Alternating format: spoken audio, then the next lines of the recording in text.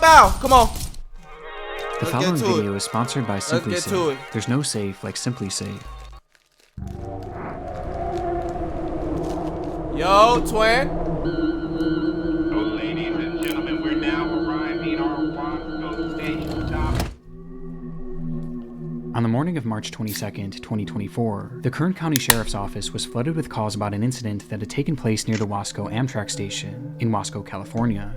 The incident involved a pedestrian who was reportedly walking dangerously close to an active train track before being struck by an oncoming locomotive, a situation that authorities knew was likely unsurvivable. Police arrived at the scene shortly after 8 a.m. and were met with the bloody aftermath of the accident, as they found 48-year-old Horacio Ayala Penoza deceased on the tracks, with the force of the impact being so strong that his body was torn apart and scattered all throughout the area. At first, it was believed to have been a clear-cut suicide, but after interviewing some of the witnesses, police learned that the man had never stepped in front of the train, and rather, he had actually been sucked underneath as a result of walking too closely, painting a clearer picture that this was all a tragic accident. But as police were conducting these interviews, one strange detail kept coming up, as apparently, Horacio wasn't the only one on the tracks around the time of the incident, with there allegedly having been one other man standing nearby, a man who took off shortly after Horacio had been killed, and strangely, witnesses believe they saw the man reach down and pick something up before leaving. For the officers on the scene, finding this man became the next obvious order of business, but by this point, he had already found himself a few blocks away, where he was spotted by a group of construction workers. The group watched as the man walked towards them, appearing to hold some sort of large item in one of his hands, the same item that had been taken from the train tracks. And the closer he got, the clearer it became what exactly this thing was. It was a human leg. Now, why the fuck would this nigga have a human leg with him? Why are you carrying a human leg with you? For how long and how many miles or... I'm tripping. How far is this nigga going with a human leg, though? I'm sorry, bro. I feel like there's somebody in this bitch right now with me.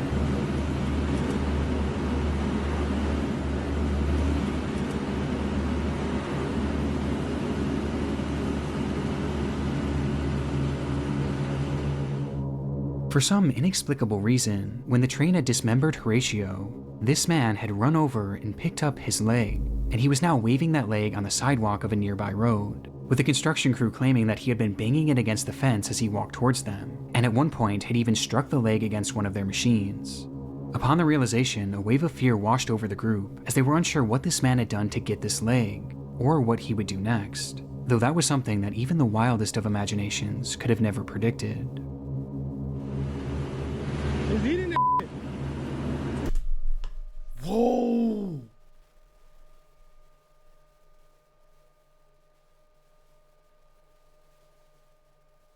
This nigga just started eating a leg in front of people, bro. This shit is disgusting, bro. Oh, I might throw up. That's so nasty. Nigga, if I ever catch a nigga eating a leg in front of me, I'm running in the other direction. Swear to God, bro. They talking about some YouTube's darkest videos 9. Hey, look.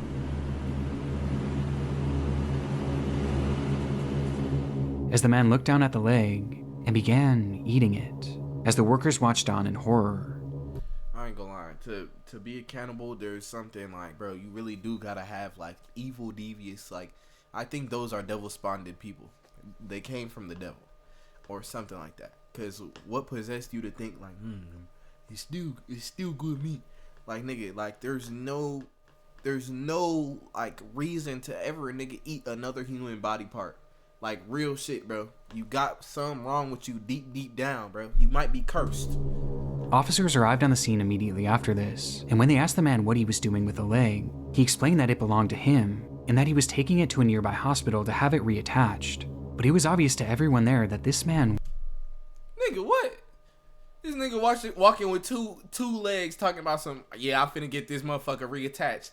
Niggas be dumb as hell, bro. I know he high off some crazy shit or something. Like, he just was like, man, I'm finna just eat this bitch in front of these niggas. I think whole time, bro, this nigga might be a regular nigga, bro.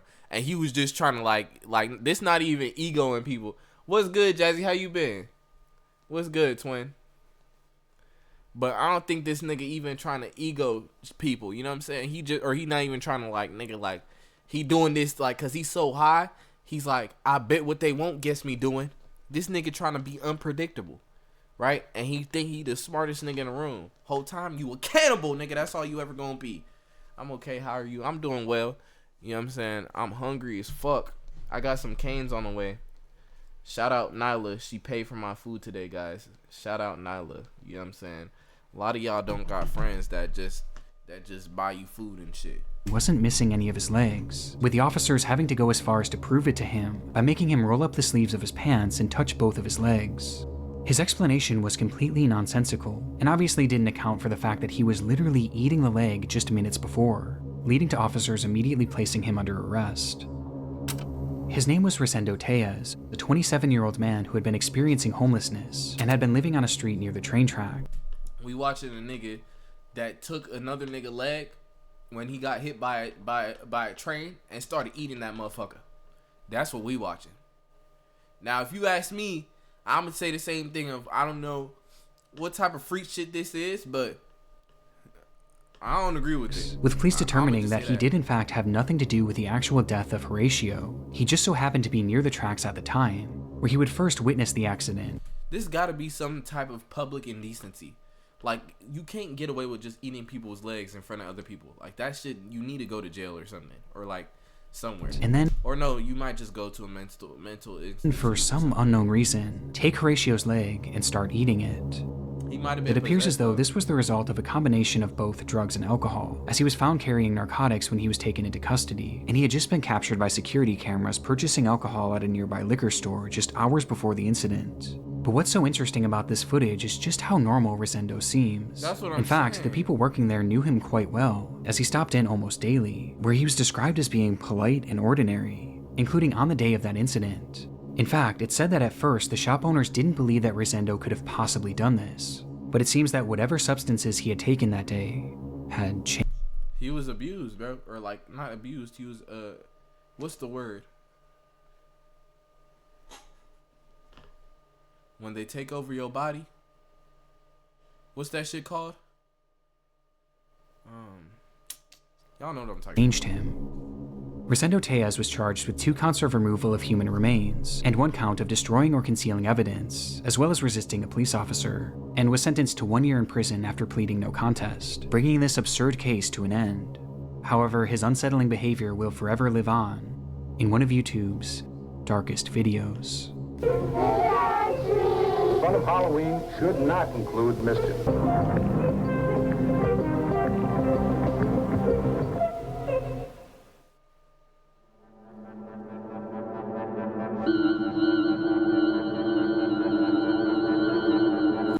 Y'all, hey, I'll be right back. I need to make sure all my doors locked everywhere in my home. Yes, possessed was the word that I was looking for. Thank you, Tayshawn. Let's keep it going. It was just past 10 p.m.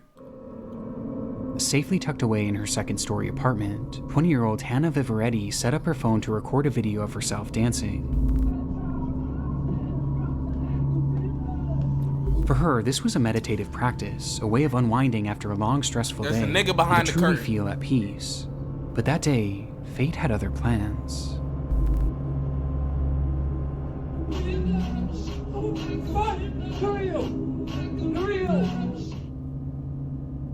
As Hannah was dancing, something off camera caused her to stop dead in her tracks and yell, "Who are you?" It was a man whom Hannah had never seen before, standing in the doorway of her balcony, which again was on the second floor, meaning that man had climbed up, cracked open the door, and was now standing in her home staring at her. What the fuck is going on, bro? Like, this is literally, this some home invasion shit, bro. This that shit that scare me. Like, imagine you just like chilling. A nigga outside your house just like this. She was like a river. Nigga, she can't even finish her dance. Nigga, he fucked it up. Fuck wrong with niggas like him. Muttering nonsensically with a big grin on his face. Yellow.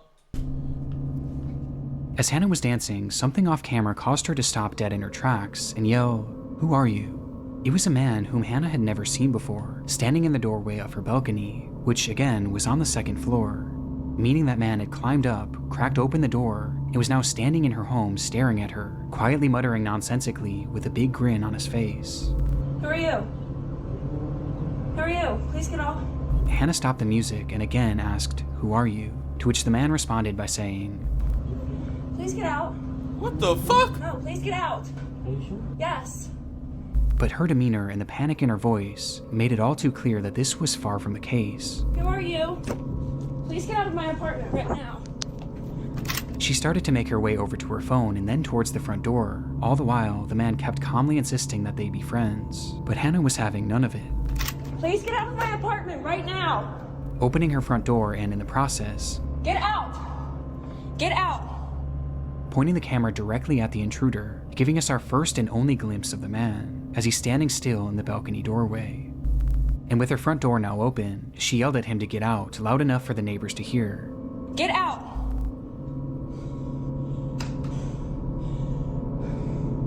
Which finally caused the man to retreat. As it turns out, Hannah did actually know who this man was, at least vaguely. Bro. Nigga, I'm finna be mad or something, bro. Nigga, she knew this nigga, bro. But I mean, nigga, why are you on her balcony? He probably linked with her or something in the past. You know what I'm saying? And then nigga, he thought it was just cool to like, let me stop by, climb up her balcony real quick. Niggas be thinking shit sweet and all that. Nah, nigga, it ain't that, bro. It ain't that, bro. Right. As he lived in the same apartment complex, but he never actually spoke to her. He would always just stare and smile, making it apparent that he had some sort of sick interest in her. As for why he entered her home that night, it's fairly obvious that his intentions were incredibly sinister, with Hannah recalling that during the entire experience, his hands never left his hoodie pocket, making her wonder if he was holding onto some sort of weapon that he may have been planning to use on her. But thankfully, because of her swift reaction, we'll never truly know what he had planned that night. Days after the incident, police would arrest 36-year-old Angel Moses Rodriguez Gomez and charge him with stalking, second-degree assault, third and fourth-degree burglary, and malicious destruction of property. But surprisingly, shortly after his arrest, they allowed him to walk free on bail. And given that he lived in the same apartment complex as Hannah and clearly knew where she lived, this decision was incredibly controversial, with Hannah herself stating in an interview that, "I just don't think it's fair that he's walking freely right now, and I have to watch my back at every angle." Hannah, you gotta Thankfully, go. the court You can't live there. decision. If that nigga lived there, your ass got to go. Cause they ain't like, nigga, fuck. Would not lead to any further escalations in the case. And today, Angel no longer lives in the country, but the footage is incredibly chilling nonetheless, and it sent me down a rabbit hole of home invasion videos late the other night. And here on YouTube, I came across countless unsettling examples. One such example comes from Saratov, Russia, and shows a woman moments after being awoken by the sound of knocking as she lay in bed in her apartment. It was around 4:30 a.m., which was already unusual enough, but things became downright horrifying for her when she realized that the knocking wasn't coming from the door, it was coming from the window.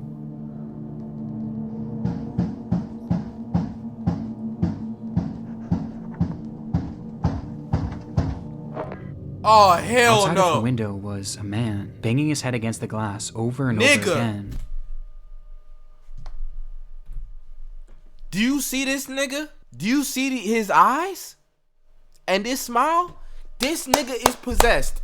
He's close to it. I think the drugs is how niggas get possessed or something. Cause nigga, he's not regular. I see a nigga like this.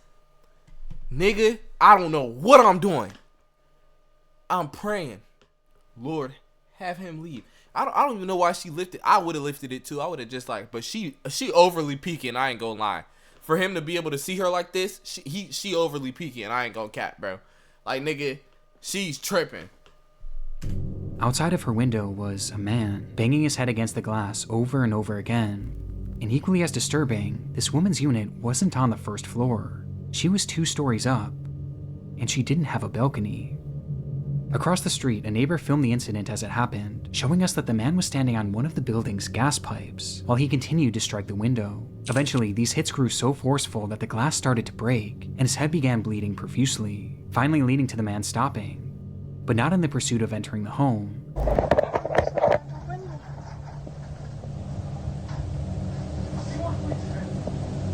Еще. У него пена изо рта. Слушай, это у дурачка пена изо рта, у него бешенство или что?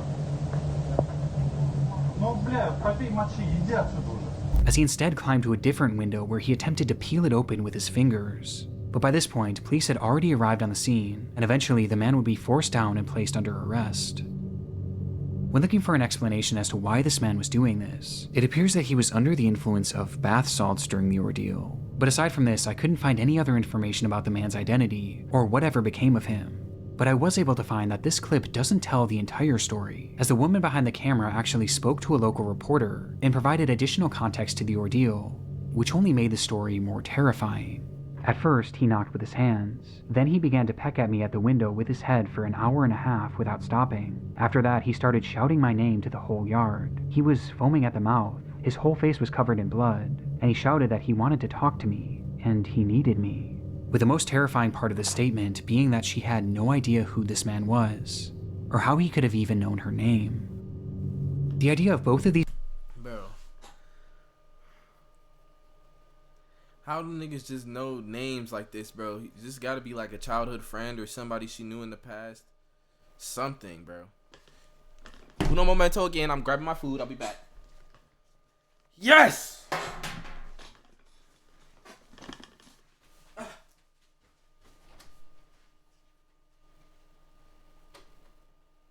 I ain't gonna lie, starting on a video like this is ridiculously wicked. Like, this is supposed to be some shit These intruder videos featuring people whom the victims had never even spoken to makes them especially unsettling, as it shows that you really never know who's watching and who might be obsessing over you. But incidents like this can be equally as chilling when the intruder is someone that you do know. Mohammed Amana was a 26-year-old man living in Orrefors, Sweden, and had been dating a woman named Maria. But after several run-ins with the law, Mohammed's lifestyle just became too much for her, and she eventually decided to end the relationship. This caused Mohammed to become enraged, an emotion that was only further heightened when he discovered that she was staying with a male friend of theirs. And on the 25th of May, he would show up at his doorstep and ask to speak to Maria. Inside, the male friend and Maria both refused to let him in and told him to leave, and for a moment he did, though only temporarily, as he would return minutes later, this time armed with a ladder. And noticing what he was trying to do, the homeowner began recording on his cell phone. En stege. Varför? Vad gör du, Mohammed? Man gå in. Vad gör du? The man behind the camera asks, "What are you doing? Are you going to fight me?" To which Mohammed said no, he just wanted to speak to Maria. Tror du kommer upp här? Tror du kommer upp här? Nej, wallah. As he said this, his demeanor was unsettlingly calm as he continues making his way up the ladder. Mohammed, du kommer inte upp här. Du kommer inte in I mitt hem. Du kommer inte in I mitt hem, Mohammed. With his demeanor being so calm that the cameraman couldn't tell if Mohammed was a threat or not, though it wouldn't take long for him to get his answer. Du kommer inte in I mitt hem. Därför han högg mig med en kniv. Han högg mig med en kniv. In an instant, Mohammed struck the cameraman, causing him to retreat into his room, closing the sliding glass door just in time for Mohammed to step on the balcony and brandish a large kitchen knife. En stor köttkniv. Såg ni det? Oh shit. Han krossar glaset med en sten. Oh shit. Muhammad ass wildin'. My nigga wildin'. Still dazed by the attack, the man holding the camera retreated even further into the house, while Maria had already run into the bathroom and locked the door behind her, a door that Mohammed would quickly rush over to. Mohammed. Släpp in mig på dassen, han kommer in. Han kommer in, Maria. Mohammed, hugg du. Mohammed, du högg mig redan. And desperately tried to open, even trying to use his knife to turn the lock, as that lock was the only thing standing in the way of what he was there to do. What exactly that was is unknown, as police would manage to arrive on the scene within minutes of this footage being taken, where they would arrest Mohammed before he was able to get to Maria. But it's clear based on the fact that he had a weapon on him and his desperate attempt to breach the house that he didn't just want to have a conversation.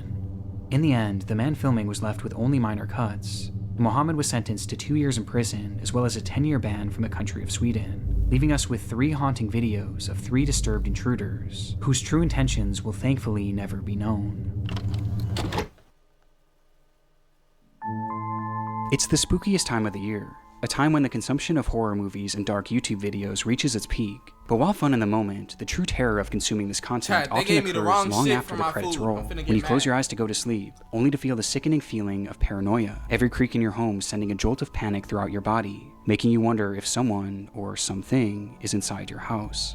I was just like you once. Consuming creepy content is my livelihood, and as a result, I feel side world, video's home, the simple place. I can check your run-of-the-mill to identify persons or where we should all peace of mind. Yeah, simply bad.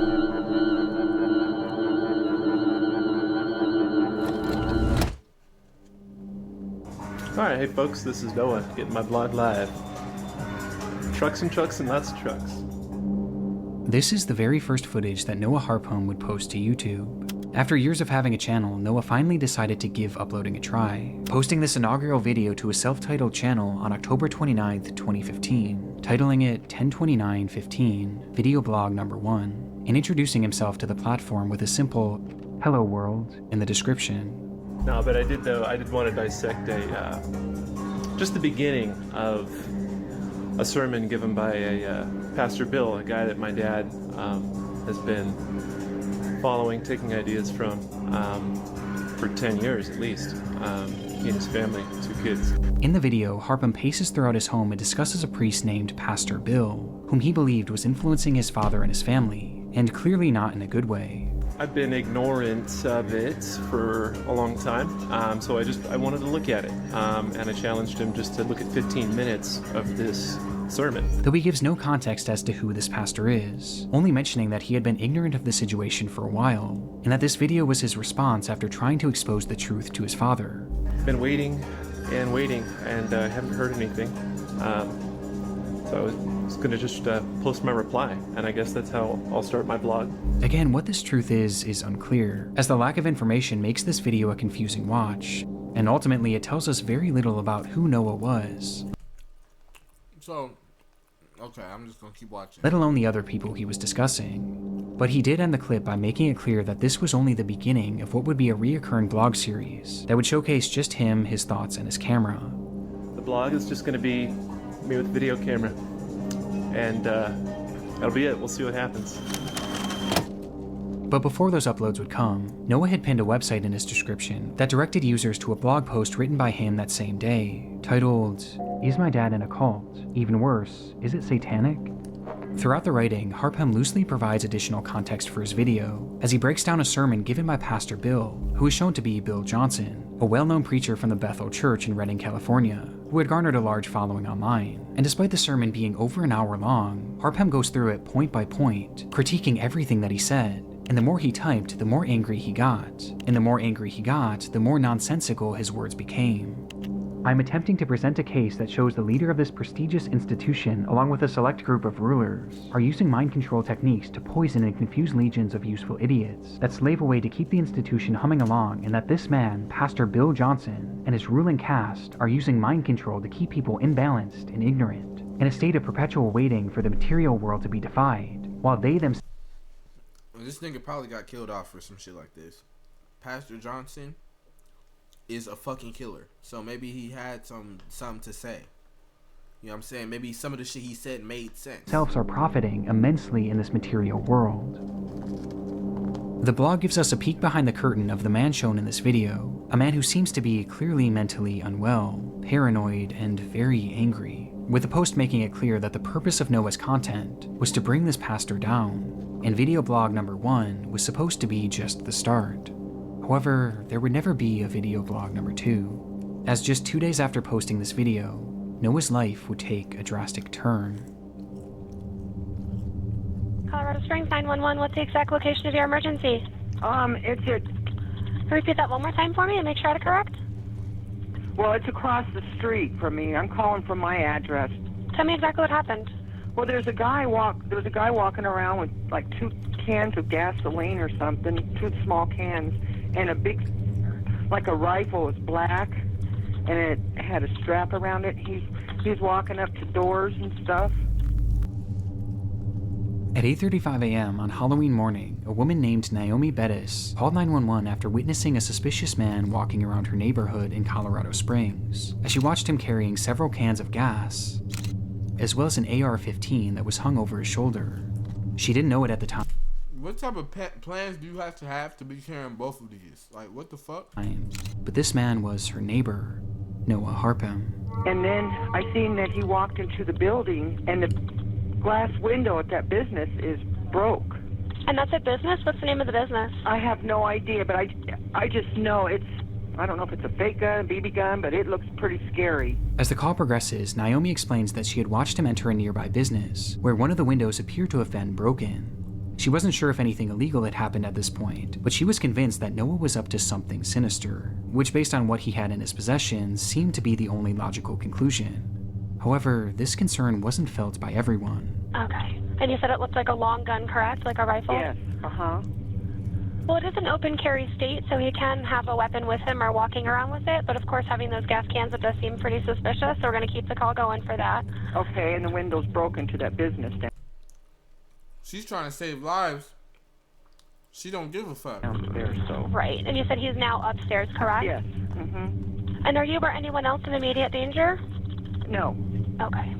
As the operator seemingly brushed aside the incident, stating that she was only keeping the call going because the gas cans could be suspicious. However, even with that, the report still wasn't taken seriously, as the dispatcher hung up on her shortly after, before dispatching one single officer to the scene, an officer that never even made it there, as just moments later he was called off and sent to what was deemed to be a more pressing scene at the local senior center.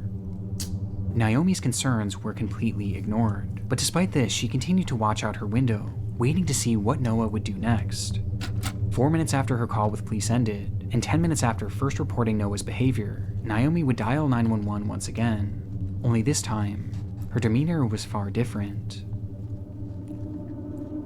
I just called a few minutes ago, and the guy came back out, and he fired a gun at somebody, and he's laying on the street dead. Oh my God, you sent an ambulance too.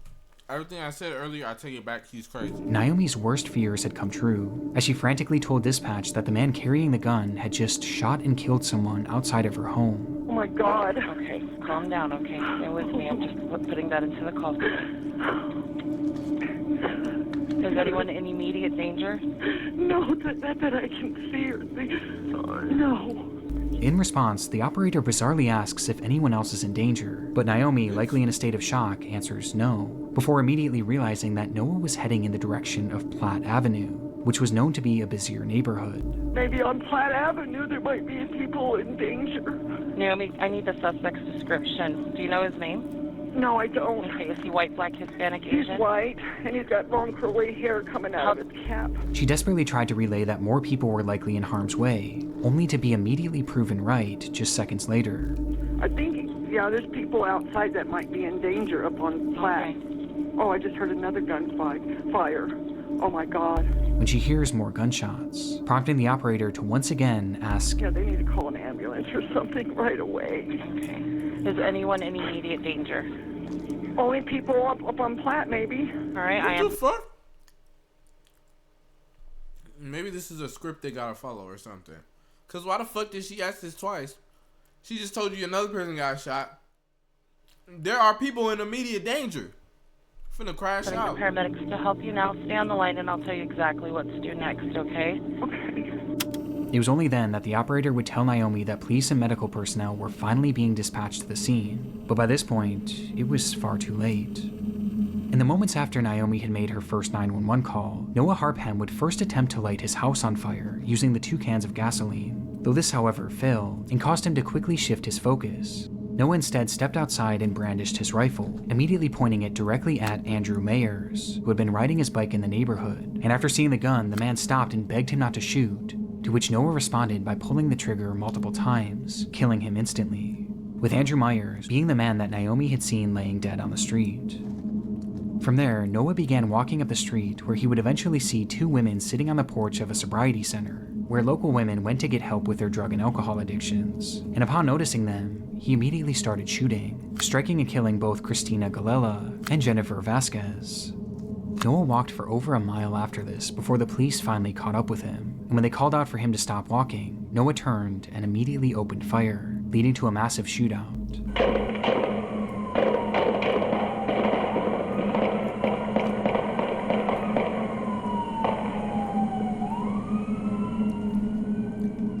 When the smoke cleared, the only one struck had been Noah, who was lying dead on the pavement, marking the end of his killing spree. The investigation that followed revealed that Noah had never even met any of the 3 people he killed that day. They were all total strangers, leaving the question, why had he done it? Well, even today, there's still no clear motive, with this appearing to be a completely random and senseless act. But looking at his final and only posts online, Noah was clearly very angry and seemed to be mentally unwell, which was corroborated by testimony from his parents, as they later claimed that he had anger issues and suffered from drug addiction and bipolar disorder. But what's so unusual about this to me was that this video was published just 2 days before the killings, and it was clearly not meant to be a one-off post. It was something that he seemed genuinely excited to continue, yet not even 48 hours later, he resorted to this. What happened in that time frame may never be known, but the effects of it will last forever. And I can't help but wonder how differently this all could have gone if that initial 911 operator had just taken Naomi's report seriously. Noah's spree didn't start for a full 10 minutes after she started that call, which would have been more than enough time for police to intervene. But instead, Noah was given all the time he needed to end 3 innocent lives. And lose his life. I ain't gonna lie. That operator killed 4 people. Because that nigga could have still been alive if they had gotten to him in time, bro. This is what I be talking about. Niggas be lazy at their job. You better lock in your work.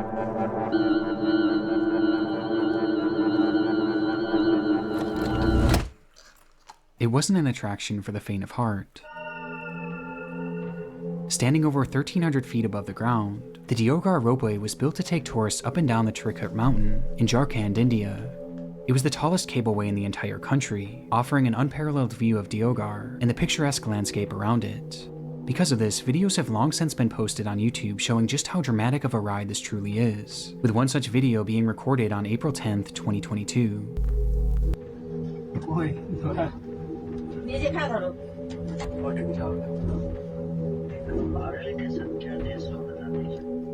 That day, a woman and her family had been filming their adventure to the Trikut mountain, and were now filming a first-person view of the descent back down.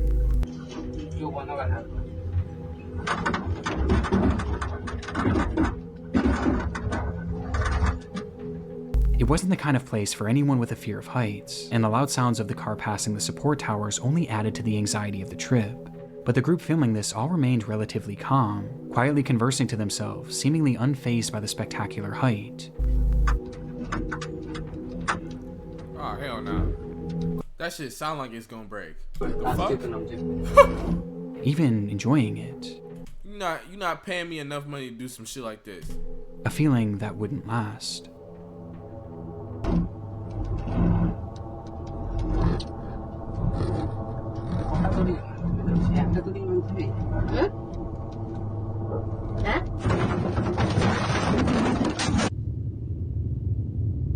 Without any warning, the car was met with a massive force, sending the occupants and the camera to the floor, causing the footage to go dark. In that moment, one of the ropeway's axles had dislodged, causing a failure on the pulley system, which resulted in 2 carts crashing into each other, and the rest coming to a sudden and violent halt. The impact was brutal, but somewhat surprisingly, the footage continued.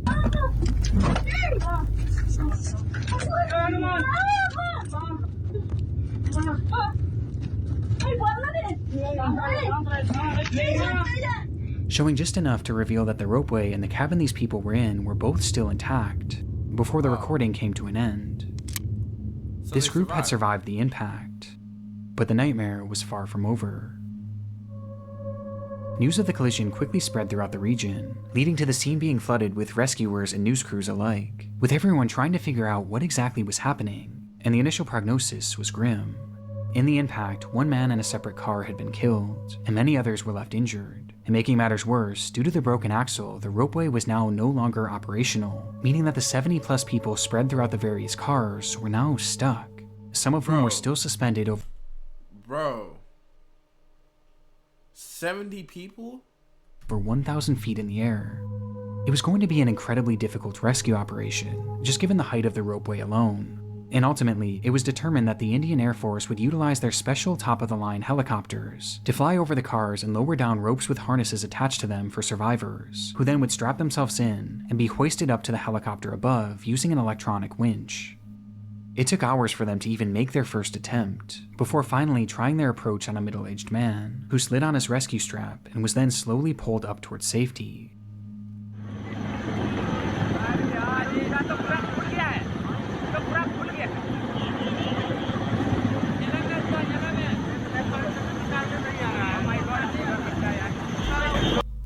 The footage of this is horrifying.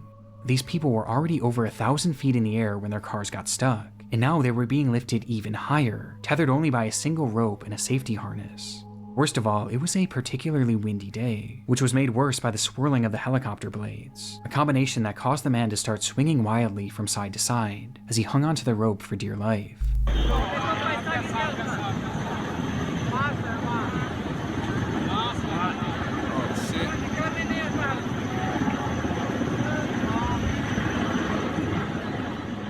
It was a grueling journey up, but finally the man reached the aircraft, and with safety just a few feet away, he instinctively reached his arms above his head in an attempt to grab onto the helicopter, a decision that would have disastrous effects. Oh my god, this nigga died? As he did so, his harness slid upwards and was pulled over his shoulders, and then over his arms, before eventually landing in his hands, meaning the only thing left holding him up was his own grip, as he clung to the now useless harness.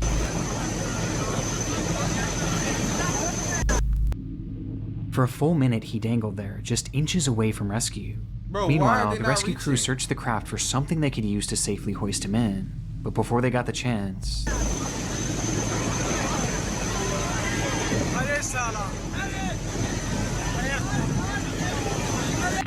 the man slipped out of his harness, momentarily catching himself on the side of the helicopter itself. But by this point, his strength was gone, and seconds later, his grip would fail for good.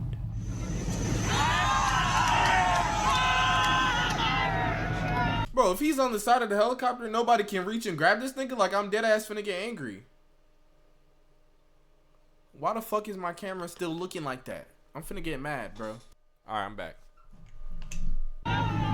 Causing him to plummet approximately 2,000 feet to the ground below, like a little bit, killing him instantly.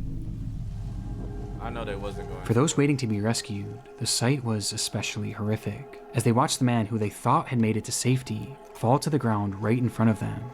The fear they must have felt knowing that soon it would be their turn is unimaginable. After this, the rescue crews began making tweaks to their operation, which started to lead to a few attempts going off without a hitch. But the entire process was incredibly slow, as a full 24 hours would pass before 60-year-old Shubha Devi would finally get her chance to be removed from the car. And as she started her ascent up to the helicopter, the wind also caused her to start swinging wildly.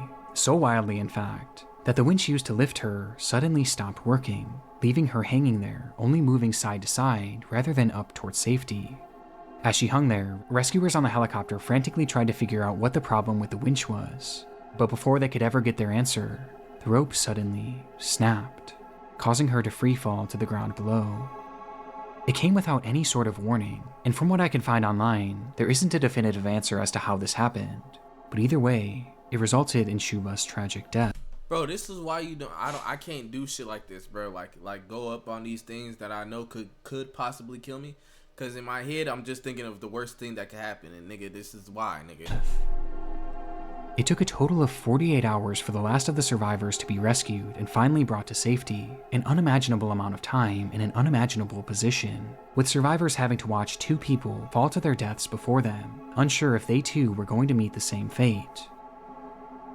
Since its release, the footage has sparked some debate online, as the media actually hailed this as an impressive and even successful rescue operation for the Indian Air Force, while others have hit back on this, as both incidents seem to have been entirely preventable, with more people dying from the rescue than the accident itself. Though ultimately there were no repercussions for the rescue crew, with the only punishments being dished out to the operating company DRIL, which was accused of not properly maintaining the ropeway and not following proper safety protocols. It was even alleged that when the initial crash happened, the people operating the ropeway at the time actually fled the scene and never even called authorities. But I'm not sure if this was ever actually proven. DRIL was fined over $1 million and has since been blacklisted from operating ropeways for 5 years, while the families of the deceased were given around $33,000 in compensation. Nigga, only 33. Currently, there are plans to repair and reopen the ropeway, though at this point, no official date has been given for the reopening.